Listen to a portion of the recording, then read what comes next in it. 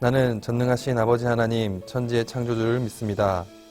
나는 그의 유일하신 아들 우리 주 예수 그리스도를 믿습니다. 그는 성령으로 잉태되어 동정녀 마리아에게서 나시고 본디오 빌라도에게 고난을 받아 십자가에 못 박혀 죽으시고 장사된 지 사흘 만에 죽은 자 가운데서 다시 살아나셨으며 하늘에 오르시어 전능하신 아버지 하나님 우편에 앉아 계시다가 거기로부터 살아있는 자와 죽은 자를 심판하러 오십니다. 나는 성령을 믿으며 거룩한 공교회와 성도의 교제와 죄를 용서받는 것과 몸의 부활과 영생을 믿습니다. 아멘.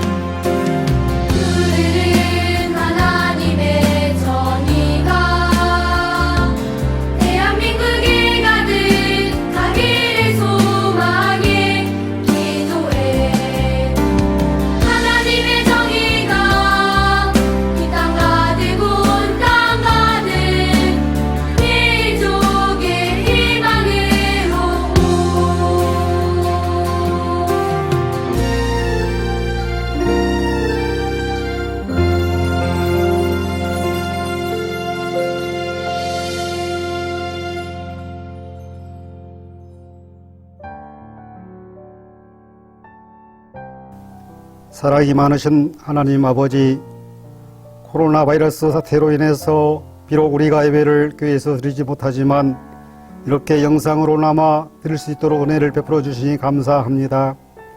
하나님께서는 세계의 역사와 인간의 생사화복을 주관하신다는 것을 우리가 들었습니다.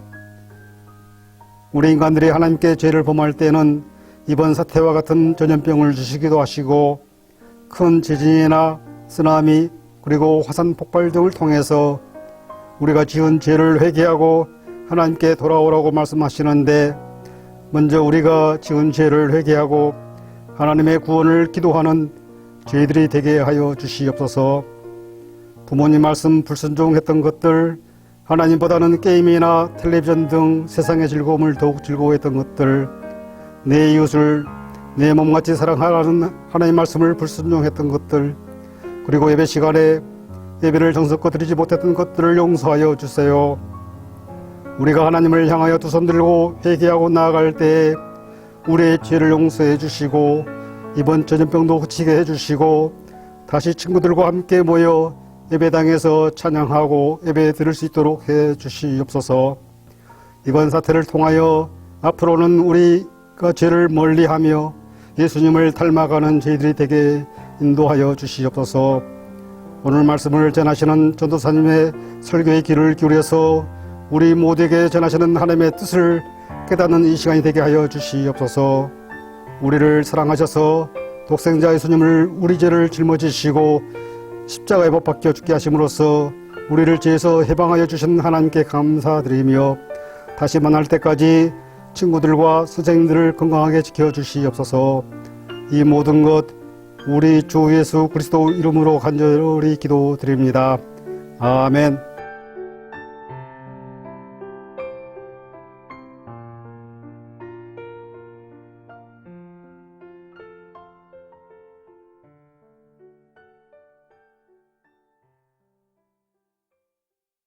할렐루야, 우리 친구들 반갑습니다.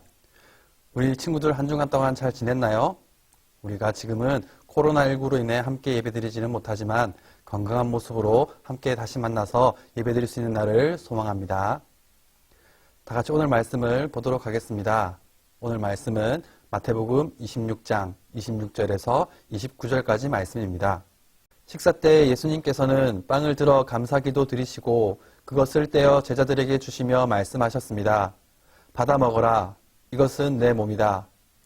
또한 예수님께서 잔을 들어 감사드리신 후 그것을 제자들에게 주시며 말씀하셨습니다. 너희 모두 이것을 마셔라.